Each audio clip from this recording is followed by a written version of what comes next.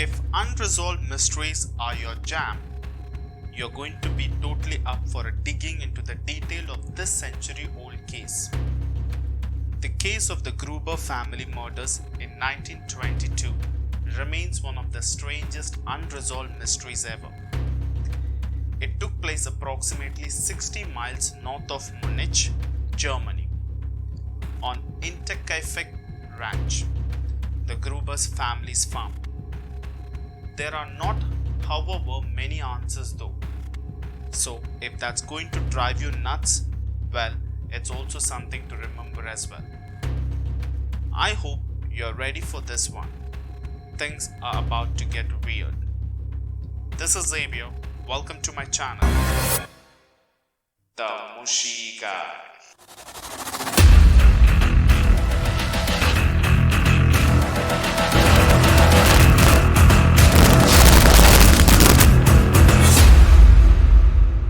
Hinterkaifeck was a farm near the German towers of Schrobenhausen and Ingolstadt. It was occupied by 63-year-old Andreas Gruber and his family. His family consisted of his 72-year-old wife, Cecilia, and their 35-year-old daughter, Victoria Gabriel. Victoria's children, 7-year-old Cecilia and 2-year-old Joseph, also shared the home. On March 31st, a maid named Maria Baumgartner started working for the family. April 1st, 1922, Cecilia, the grandchild, failed to attend school. Then the following day, none of the family attended church, which was something they did every week. By April 3rd, little Cecilia had once again missed school. That same day, the postman had noticed that the Gruber's mailbox still contained letters from his previous visit. He also hadn't seen anyone inside when passing the window, something he claimed he often would see. However, as several neighbors had seen smoke coming from the chimney during those days, it seemed that they were in a great deal of concern. On the 4th April, Albert Hofner, a mechanic, worked on a feeding machine at the farm for several hours, all without seeing a soul. When he arrived, he tried to get attention of the family, but all he could see or hear was a dog barking. Upon completion of the job, he did the same again, but once more, Hofner got no answer. Albert Hofner decided to tell a neighbor he hadn't seen the family but had completed the job. Later that day, several neighbors made the decision to visit the farm to check that everything was okay. Upon their arrival, they found that the doors were all locked, so the men decided to break in. When they did, they made a disturbing discovery. 4 bodies were found in the barn, brutally battered to death with a blunt object or objects. Autopsy reports show that the parents were strangled and beaten. Victoria died from 9 star-shaped wounds to the face and head, and that the 7-year-old's jaw was shattered and her face and neck had sustained gaping circular wounds.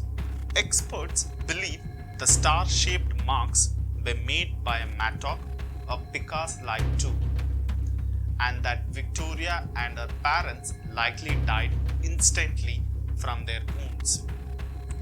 Sadly, the little girl likely lay there for hope in shock. She had ripped her own hair out in clumps.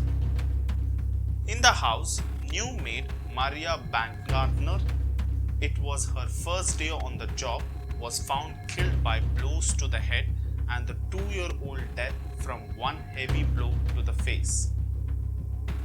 All of the bodies were covered, which suggests the person who committed the murder was close to them and felt emotional or uncomfortable at seeing them dead. The dog and other animals were unharmed, but more than that, they have been fed and cared for in the days between the murder and the discovery of the bodies.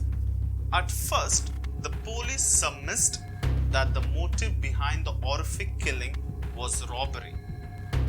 This, however, was decided not to be the case, as after further searches throughout the property, police found quite a large sum of money on the premises. What was more chilling was that authorities found evidences which led them to believe that the killer had remained at the scene for several days after the Hinterkaifeck murders. The killer seemingly fed the animals and milked the cow living on the farm. It wasn't just after the murders that police discovered something strange had occurred.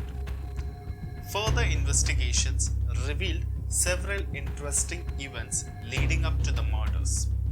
The previous maid had quit after claiming the farmhouse was haunted. She reported hearing sound in the attic and an unsettling feeling of being watched. Andreas had told neighbors about hearing footsteps in his attic. When he went up to look, he would find nothing there. He also said he had found a newspaper on the farm that did not belong to anyone on the property. He also stated that a key or keys belonging to him had suddenly vanished.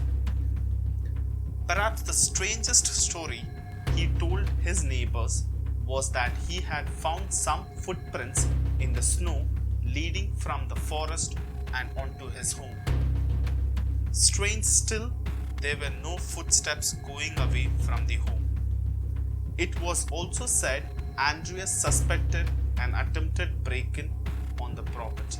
More than 100 suspects were questioned by Inspector Rain Gruber and his team about the Hinterkaifeck murders.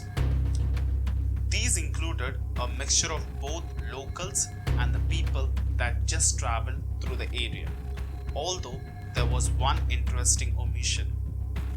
Somehow, the mechanic who worked on the farm the day that the bodies were discovered wasn't interviewed until 1933, some 11 years after the murders. To this day, it is unclear as to why that was. Despite the high amount of suspects spoken to, no one was charged with committing the atrocity. 1 year after the attacks, the farm was demolished and replaced with a shrine in memory of the victims. In 2007, the case was turned over to Furstenfeld Police Academy students. They concluded that the case was by now unsolvable due to the length of time since the crime, lack of evidences from the primitive investigative techniques, lost evidences, and the death of suspects. However, they did privately identify a prime suspect who identify was not made public out of respect for the surviving relatives. To this day, the crime has remained unsolved, though not without potential suspects. Officials have since stated that due to the time elapsed and lack of evidences, it will remain that way indefinitely.